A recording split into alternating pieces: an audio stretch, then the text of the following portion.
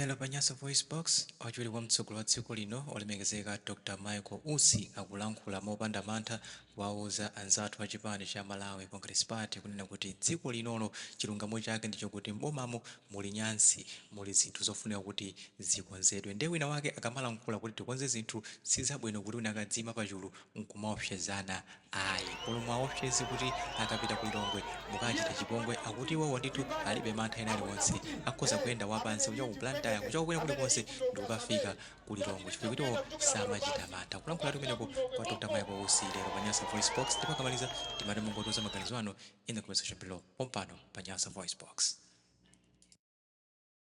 Bakali bako aya maboso awa asirikali amakani mfuti izi ndizachitetezo zimene zikuchitika asirikali itakwesa mfuti zanu zokai kunoko alande mfuti so akalanda mfuti asirikali so akalanda mfuti afuna nditani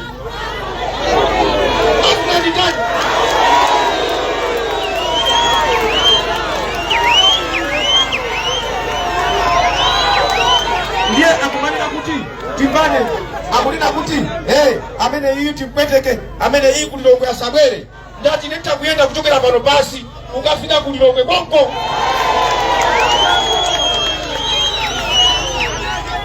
ine ningaombe kufa ndikafa ndizima kupweteka ukafa umova kupweteka mubaibulo muli mawu muzachita chibwana kufika lida chibwana inu muliso mawu kwaikika kwa munthu kufa kamozi kena mutani chiweruzo